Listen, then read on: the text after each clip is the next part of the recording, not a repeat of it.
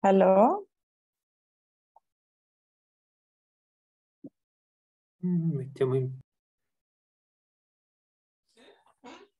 Okay, so good evening, everybody. I'm very, very happy to open this Levant session that I have organized following the request of the ARWA organizers. And it is a great pleasure to introduce the first speaker of this session of 8 conferences. That is Professor Valentina Vezzoli. Actually, we will not follow the chronological order in the in our conferences. So we will start actually with a topic concerning the archaeology or Islamic archaeology or medieval archaeology in the or late medieval archaeology in the Levant. Valentina is an archaeologist actually specialized in the Islamic period. So she received her PhD from the University Ca' Foscari of Venice in 2009, and she took it with a dissertation on the study of the rural society and the military elite in the Orontes Valley during the Islamic period. Her research focuses on the study and valorization of the material culture of the Islamic world, with particular attention to ceramic assemblages from archaeological context and museum collections. The main objective of her investigation is to interpret objects as social indicators that can reflect the economic, social, and cultural context in which they were produced and used. From 2010 to 2014, she was a researcher at the Université Libre de Bruxelles, where she worked on the reconstruction of the material culture and human occupation at the site of Apamea in Syria during the Islamic period, publishing eventually a book entitled La céramique islamique d'Apamea et de Syrie, Histoire de l'occupation du quartier nord-est du XIIe au XIVe siècle. During these years, she has also collaborated with the Royal Museums of Art and History of Brussels on a project to enhance this and study the ceramic collection from Fustat in Egypt.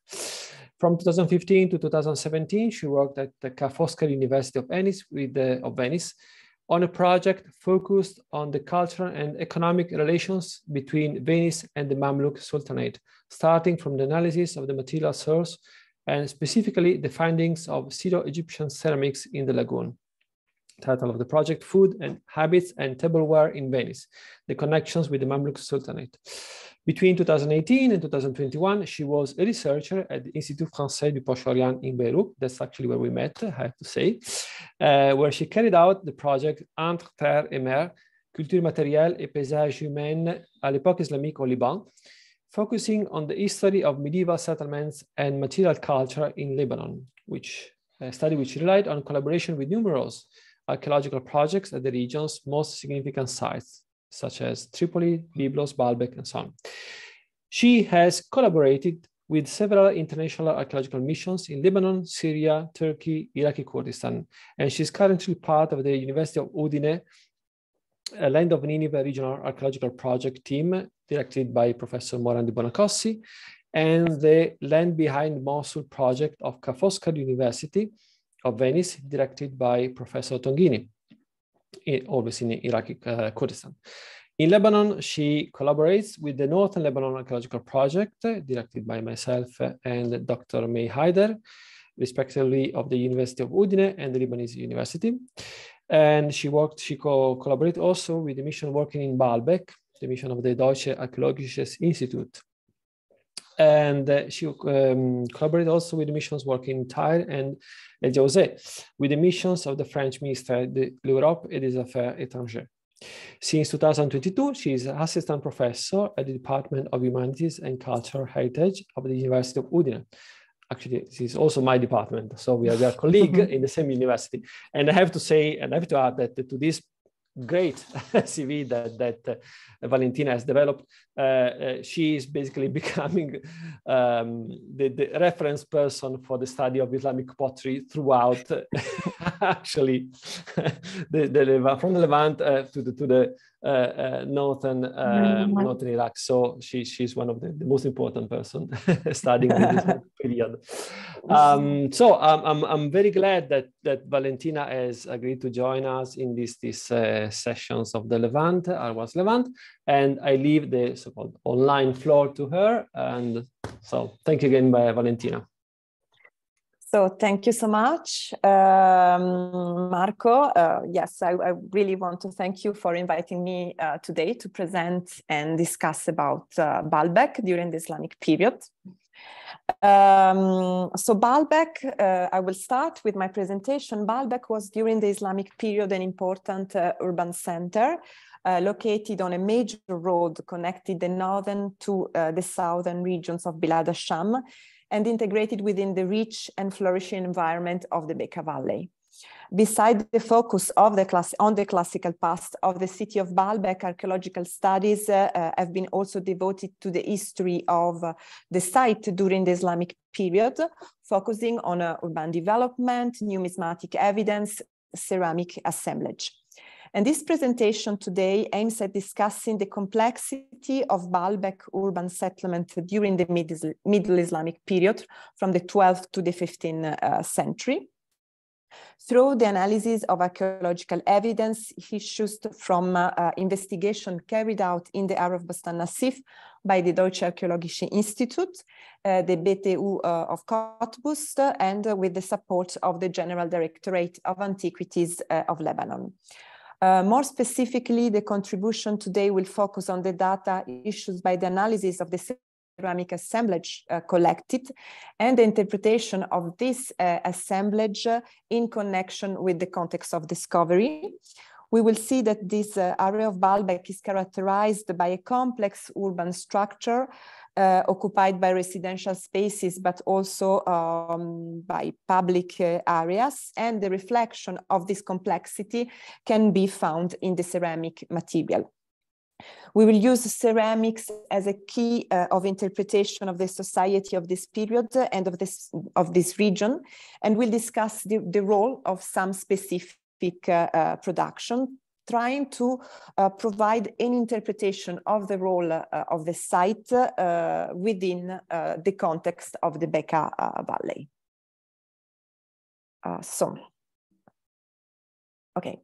Baalbek is located in the Bekaa Valley, a flattish plain about 100 kilometers long and only 8 to 10 kilometers wide. It is situated between the Lebanon mountains to the west and the anti-Lebanon chain to the east. It is a very rich region with perennial water sources where orchards, vineyards, and great variety of crops were recorded since antiquity. As reported by the geographer Al-Muqaddasi, and I quote, Baalbek is an old fortified city, Medina. Within the city wall are cultivated land and marvelous things. It has many grapes. During the Islamic period, the region of the Bekaa was crossed by an important road connecting northern Syria to the south to southern Bilad al-Sham, from Homs to the Jordan Valley. The morphology of the plain and its location make it a natural north-south passageway. Another important route going through the mountains crossed the southern Bekaa Valley and was connecting Damascus with the Mediterranean coast and vice versa.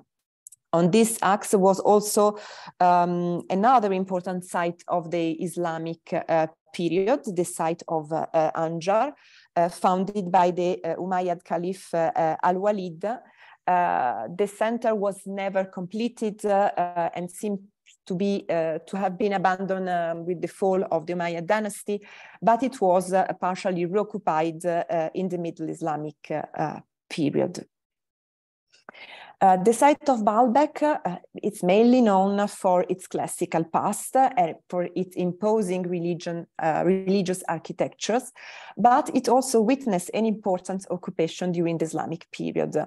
It experienced, in fact, an eventful history of sieges and surrenders, but also of victorious resistances between the Arab context in the beginning of the 7th century and the Ottoman occupation at the beginning of the 16th century.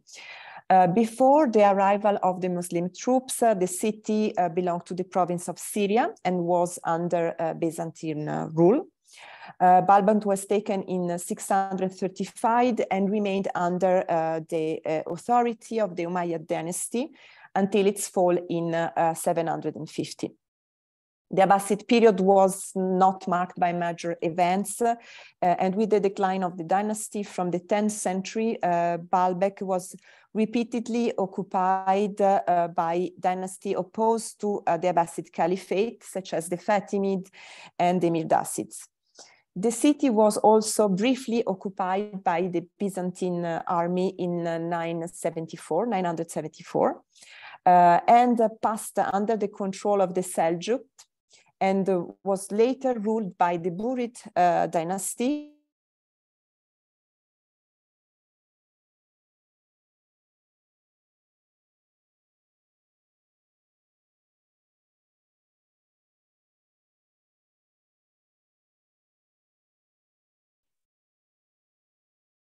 Is it only me or the presentation has stopped?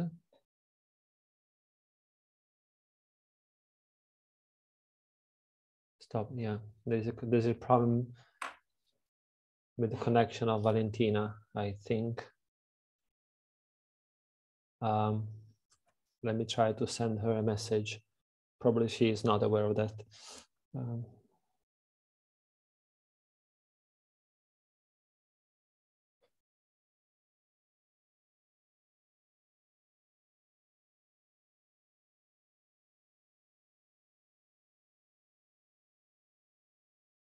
Yes, actually we lost her connection completely.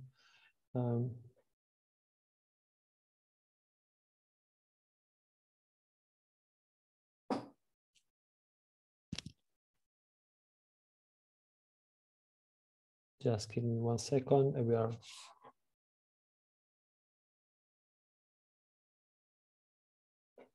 Okay, she is back online. The microphone, Valentina. Yes, sorry.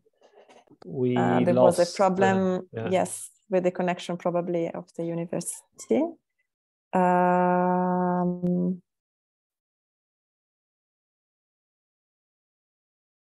Okay, can you see that? So wait, it was here, yeah. So we'll continue with the historical background of the Islamic history of the site of Baalbek. So I was saying that under the Ayyubid period, it was a period of prosperity for the city of Baalbek, which established itself as a main economic center and also cultural center in the region, always with a strong connection with the city of Damascus. In 1258, it was sieged by the Mongols' armies, which occupy the city. In 1260, the Mamluk Sultan Baybars reconquered the city and carried out a series of work to reinforce the protection system of Baalbek, since it was still an important military base against the Crusaders. Several governors ruled the city for the Mamluk dynasty, and Baalbek was destroyed by the Mongol army again, of the army of Timur in 1401. And as the rest of the Bilad Asham, the city passed under the control of the Ottomans in 1560. My focus today is on the area of the Bustan Nassif, where archaeological investigations have been carried out from 2001 by the Orient Department of the German Archäologisches Institut of Berlin and the Department for History and Architecture of the BTU Cottbus, in cooperation with the General Directorate of Antiquities of Lebanon. I would like to pay credits to the amazing international and interdisciplinary team that worked together in the investigation of this area.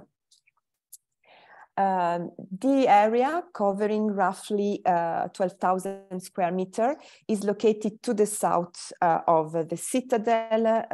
I hope you can see the pointer. So this here, it's located the citadel. So the Bustan Nassif, it's to the south. It is inside the medieval city walls. And this area was crossed by a main arterial road which connected the main gate, number 2 in the plan, with the entrance, with the city center, but also with the entrance of the citadel, so number 7. And of course, many secondary streets are documented in this space. The ceramic evidence from this area has been the focus of several publications centered both on the general interpretation of the assemblage and the dating of the assemblage, but also on a deeper discussion of specific production. If today I will focus mainly on the results, issues from this investigation on the Bustan Nassif, I will also mention in my presentation mainly the work of Verena Daiber on fine wares, since she provides a general overview of the fine ceramic production from the early Islamic period to the late Islamic period. And this will allow to have some elements of comparison with other areas of the city. She has studied the material from the Lebanese excavation in Bustan al-Khan and Bustan Nassif area between 1967 and the beginning of the Civil War.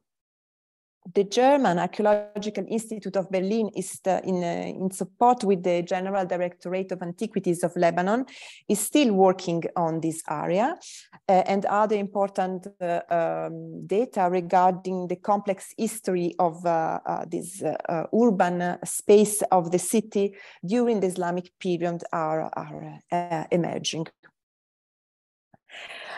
Before discussing the material evidence, I will present briefly the archaeological context, whose study has been published by Heike Lehmann, now at the Technische Universität Berlin. Across the area of Bustan Nassif, on the back of this picture, we have the Roman sanctuary of Jupiter. This space was later Christianized in late antiquity and a bit further developed into the fortified cala during the Islamic period. In the Islamic period, the space, the territory of the Roman city was reduced and a new city wall was built. Within the area of the Roman temple, we said before, so the new rulers fortified the sanctuary, and at latest, during the Ayyubid periods, also they set up a palace and other major buildings. As regards the area of Bustan Nassif, here in this slide, over the century, the public space changed. During the Islamic period, the colonnade street of late antiquity remain the main arteries of access, while their cross-section continues to narrow. In the Bustan Nassif we have the remains of a current neighborhood, a narrow street, so number 5 is heading towards the gate of the Kalat. And the street is well recognizable because it has cover plates of a canal running in the middle of it. We can see here in the picture. And all around are the ruins of houses, so dwellings with a small yard in front of the rooms. Also, not only domestic spaces have been detected, but also important public buildings. In the late Ayyubid period, in the first half of the 13th century, a new public hammam was built on the northern edge of the Bustan Nassif. It's number 6 in the picture. Deconstruction of the hammam made it necessary to divert the formerly straight street to the Cala around the new building. So there is a round of the street is going around the hammam complex. Southeast, we have a large building complex. It's number 8, with a porch and a courtyard, which, due to the location, the sites, and the representative architecture and the plan, has been interpreted as a khan. The building which adjoins the khan to the east is the mosque. You see it's number 9 in the picture. Coins and pottery finds suggest that the mosque was built in the Zengid or Ayyubid period, so from the second half of the 12th century to the mid-13th century. And this mosque was later remodeled. In this area, in a previous phase to the construction of the Khan, the traces of a phase of an important military destruction has been detected and dated to the mid-13th century, probably associated with the Mongol invasion. Buildings have been intensively damaged, and ash layers are associated to the space, with also several catapult projectiles. This area was later reorganized and transformed in a commercial space, probably in the reign of the Mamluk Sultan Baybars, who rebuilt the city after the Mongol destruction.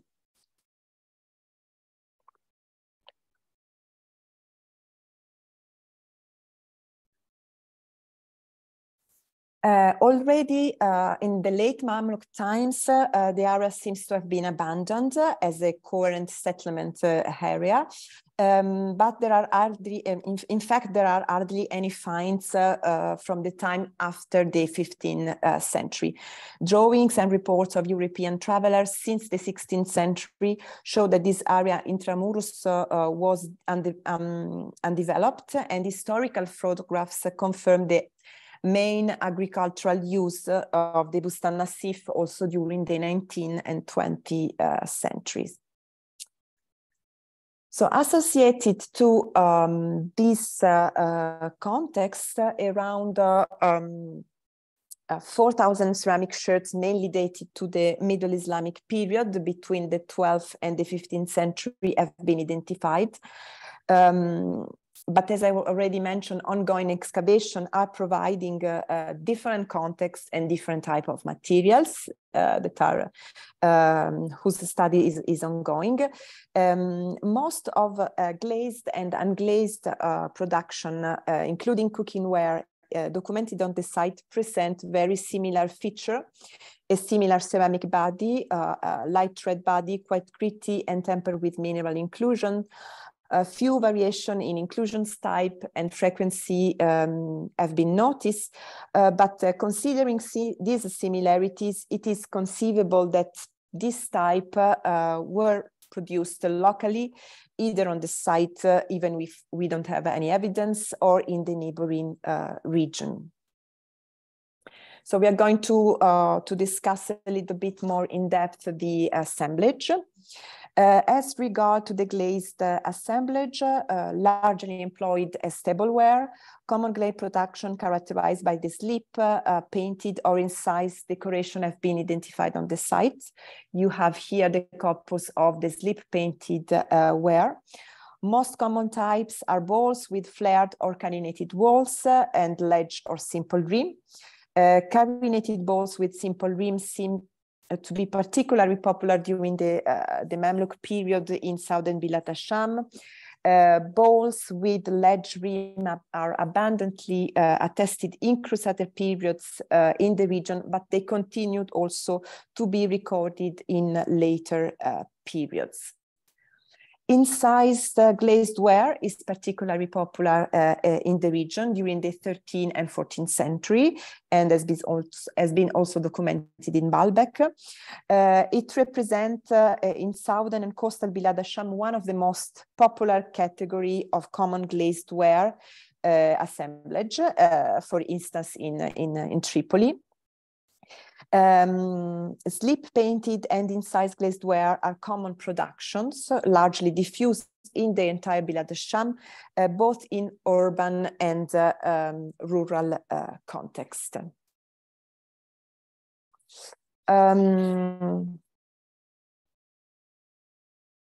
Among the most common forms used for cooking ware are globular pots. We have here on the left, globular pots with the simple vertical collar rim that could be accompanied with a lid, or globular pots with a verted rim. Pans open shape have been also identified. These objects present a layer of glaze on the inside and have basket handles. Thin-walled pots with collar rim are documented in Beirut since the Fatimid period, but continue to be produced also later during the 12th and 13th century, as attested, for instance, in Damascus, Acre, Basra, and Ejawz, also in Lebanon. Evidence of a Lebanese production for these items, more specifically from Beirut, has been documented. Thicker pots that you have here in the middle are attested on the site from the late 13th to the early 15th century. In Damascus, this type of pots are attested from the end of the 13th century. Considering the diffusion of this type of cooking pots in different sites of Bilad Hasham, mainly urban center, but also rural areas, as a Jawzen in Lebanon has confirmed, show a wide diffusion of this type of production in different type of context. As regards the unglazed assemblage, storage vessels and liquid containers attested in Baalbek are mainly characterized by big handled jars with long straight neck, frequently grooved, and folded or out-turned rim and jugs. Similar shape are dated in Saudi Bilad Hasham to the Mamluk period, from the second half of the 13th century to the 15th century. And in Acre, for instance, jars and jugs of similar shape, locally produced, appear in 12th century context, but become more abundant in later layers dated to the 13th century. These objects are also attested in rural settlements or agricultural installation, where are used for stocking food and liquids. And once again, the rural site of Ejawze in the Meten region in Lebanon confirmed this presence. Other types of ware are attested, usually associated to specific production, for which we cannot exclude an extra regional provenance. We recorded in particular a beige porous fabric, usually associated to molded wares for water jar, jugs, or pilgrim flask on the right of the slide, and also a group of small jugs with a soft and porous yellowish body, which can be covered by a red slip or just painted by a red slip. And this type is also attested in Damascus and it's where it is dated to the 12th and 13th century. A significant change in features of fabric and surface treatment occurred at some point in Baalbek, mainly involving glazed ware productions. A new ceramic body, orange beige in color, quite sandy and with fine to medium mineral inclusions start to be attested in archaeological layers. We especially documented slip-painted ware or monochrome glazed vessels, which show a different quality of execution of the decoration in comparison to the other productions recorded in Baalbek and previously described. The slip is not well applied on the body, and the glaze doesn't cover the entire vessel, and frequently it's not applied on the rim. A layer of red slip can cover the surfaces of the object. This material frequently appears in mixed contexts in the Bustan Nassif area. These contexts have a terminus postquem to the Mamluk period. And in other side of Southern Levant, significant changes in fabric and glazes occurred during the 14th and 15th century, where when new local types of glazed tableware and unglazed ware begin to appear. Something similar is also happening in Damascus, where slip-painted ware undergoes to a change in fabric since the Mamluk period, when a finer orange fabric appears. Silicious wares are abundantly attested in Baalbek in general, not just in the area of Bustan Nassif. And the study that I already mentioned of Verena Daiber, published in 2006, discussed this assemblage from ancient excavation in Baalbek. So these are the plans of Verena Daiber publication, which is focused not just on silicious ware, but on fine wares. So we have also the fine wares of the Abbasid period, until the Ottoman periods, but of course silicious ware are the most attested group, with all the types, the decorative types attested from the late 11th to the 15th century. In the area of Bustan Nassif, this production represents 7% of the glazed assemblage. We identified the three main groups known in the literature. Early silicious ware dated to the late 11th and 12th century, characterized by a pure white body, very hard, and covered by a monochrome glaze, usually turquoise or blue, sometimes incised. But here in the slide, you have the most common silicious ware in Bustan Nassif, which are the production of the second half of the 12th to 13th century, and the production of the late 13th until the 15th century. The first one are characterized by the white to yellowish body. They constitute the 60% of the silicious assemblage. While the later production, they are characterized by a gritty and porous body, usually yellowish. Items are covered by a colorless or turquoise glaze, quite thick and sometimes coarsely applied. Most of the shirts present an underglazed decoration under a transparent colored, under a colored or transparent or uncolored transparent glaze. So this was again the typology of the fine ware studied by Verena Daiber.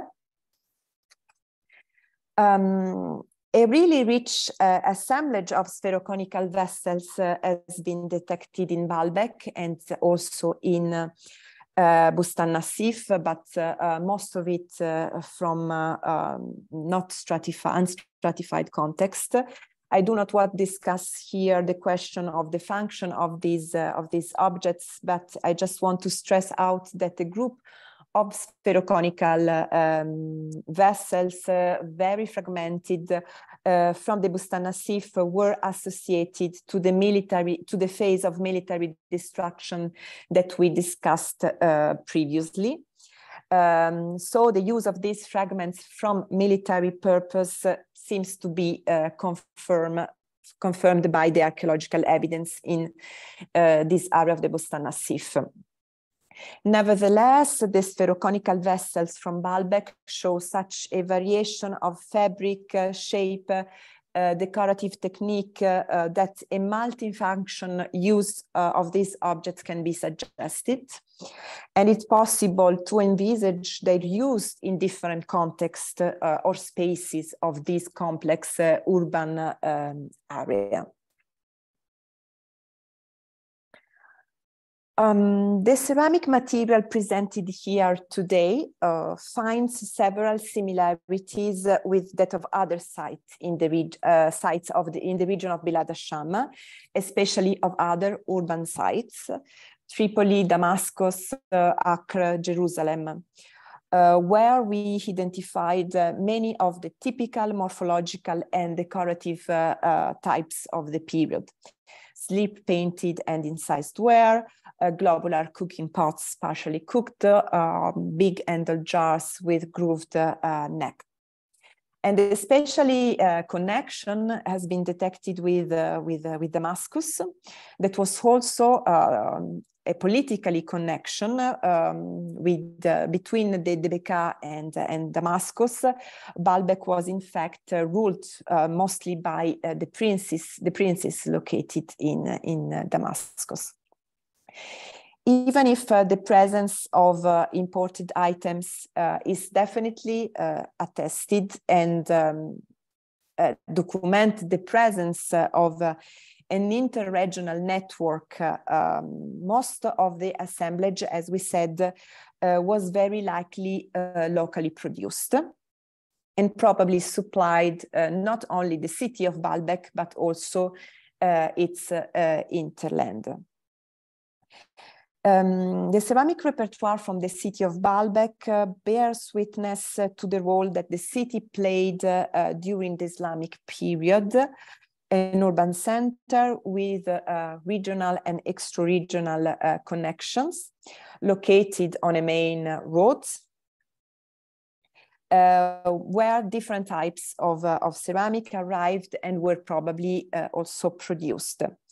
With a broader perspective and while waiting for new data on ceramic material to appear, especially from survey projects and excavation in other area of the Bekaa Valley, we must consider this, the center of Baalbek as a reference point for understanding the circulation of certain ceramic artifacts in the region.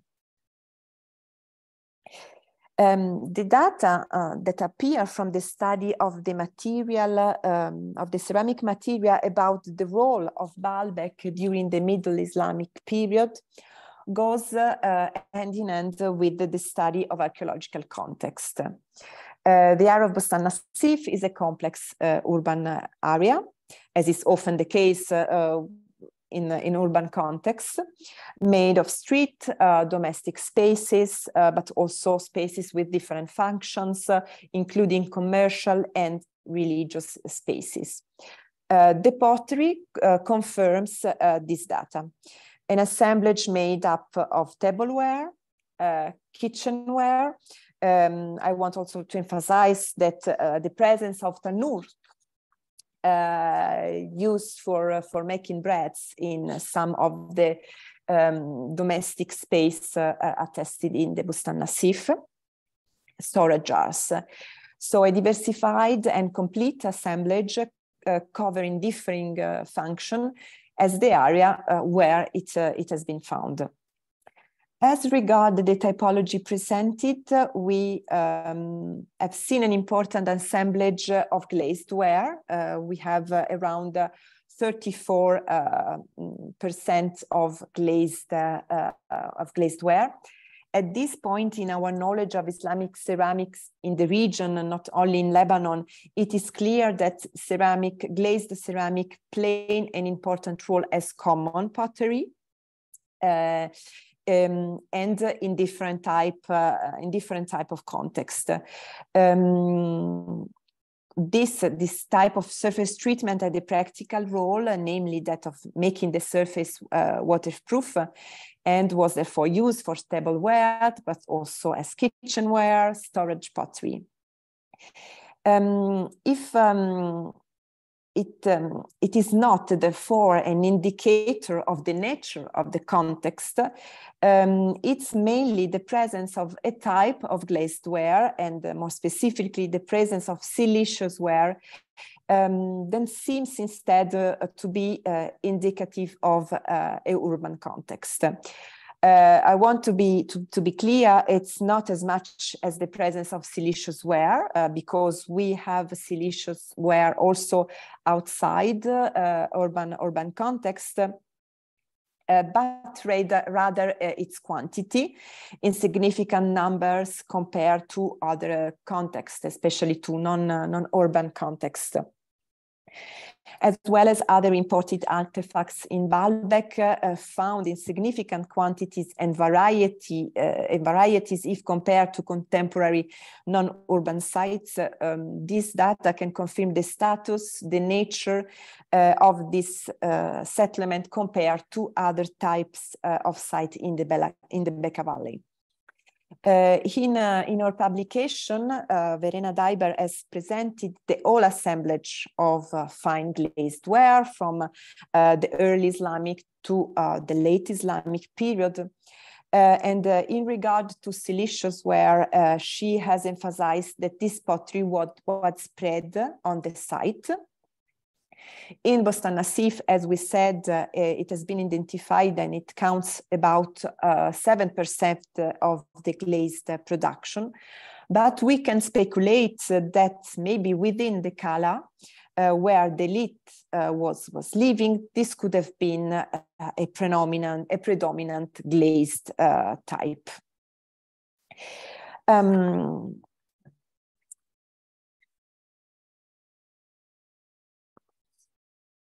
Sorry.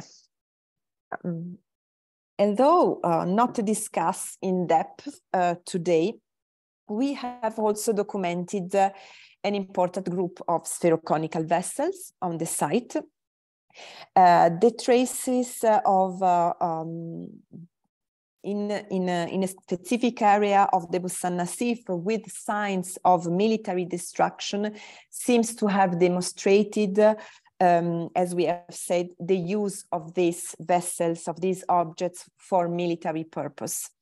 However, the presence in Baalbek, even if mainly from a stratified context, of these spheroconical objects with different shapes, different type of decorations, different type of fabrics, and sometimes also glazed, may, on the one hand, confirm the multi-functionality of these objects, and on the other hand, may speak of an important center where variety may be witnessed, may be a sign of the role of the settlement. During the presentation, the important role that Baalbek played during the Middle Islamic period has emerged through the analysis of the urbanism, the architecture, and the material assemblage, and also is confirmed by the historical framework provided at the beginning. So during this period, the urban settlement of Baalbek can be regarded as one of the majors, probably the major center of the region, and the rest of the Bekaa Valley could have functioned as the agricultural core of Baalbek.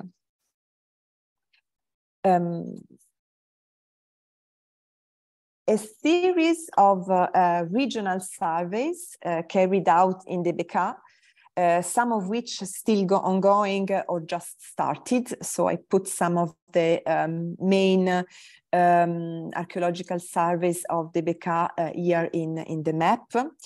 has provided some data regarding the size and the nature of the other human installation of the Islamic period in the Bekaa Valley. Rural centers, seasonal settlements, agricultural installation.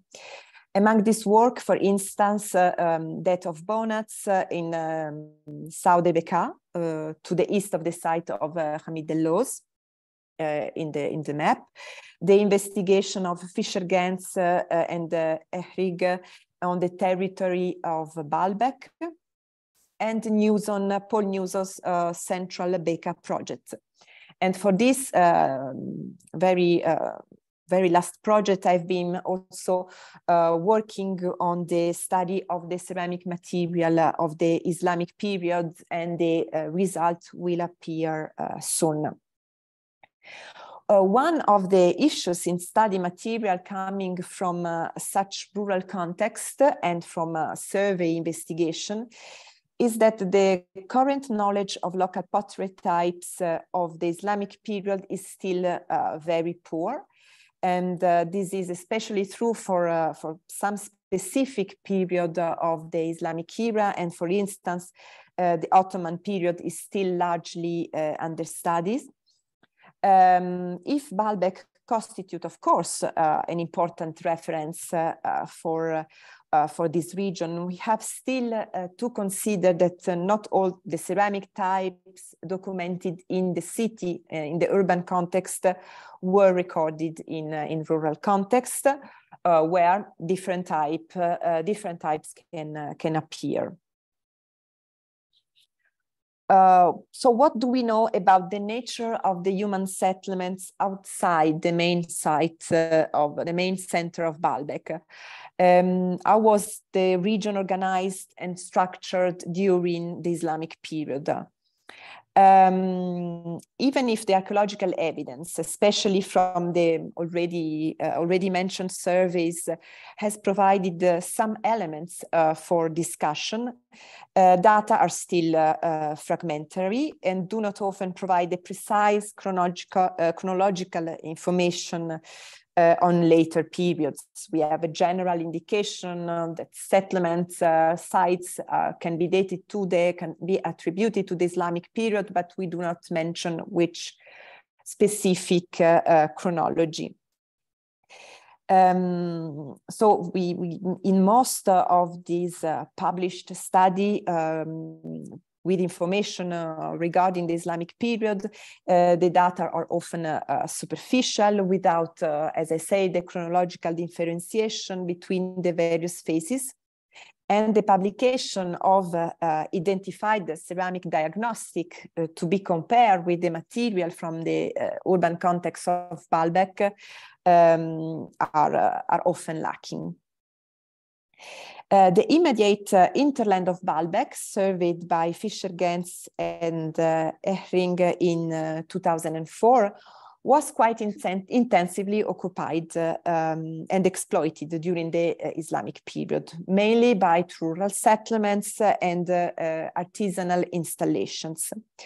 What definitely appears from archaeological work published so far is the abundant evidence of occupied settlements during the Islamic period in all the Bekaa Valley, not just in the area close to the city of Baalbek.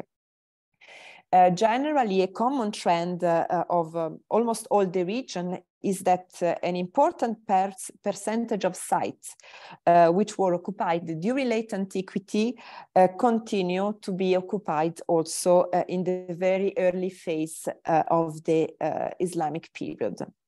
Then an important growth in settlements has been later documented, especially during the Middle Islamic period, so from the 12th to the 15th century.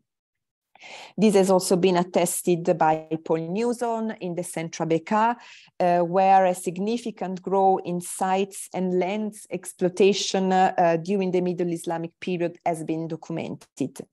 And also the survey carried out by Bonats and others in southern anti-Lebanon region confirmed the continuation of the occupation from late antiquity to the early Islamic period, and then again a growth of the settlement during the Middle Islamic and the Middle Islamic period. So to conclude this presentation, I would like to emphasize that research should continue in two directions. On the one hand, to continue the study of the complex nature of the urban settlement of Baalbek during the Islamic period, but most importantly, on the other hand, it is important to better understand what was the relation between Baalbek and the other center of the Bekaa Valley. I just provide a very brief presentation of the landscape of the Bekaa Valley during the Islamic period, because more data are necessary in order to provide a more in-depth study, and it was not the focus of the today presentation, but really the Bekaa Valley could constitute a very interesting case study for the investigation of the Islamic period in the region of Bilat al-Sham. First of all, because it provides an important archaeological documentation that is still growing. So many projects are now focusing on landscape archaeology and a multi-period study of different area of the Bekaa. So many data will appear soon. That have been collected from urban context. We have said that from Baalbek we have several information on the architecture, on archaeological stratigraphy, numismatic, but material evidence. But we need comparative data from extra urban sites, and mainly from rural areas, in order to understand the relation between Baalbek and the rest of the Bekaa. Of course, the material and in general Baalbek offer an important reference and a valuable chronology in order to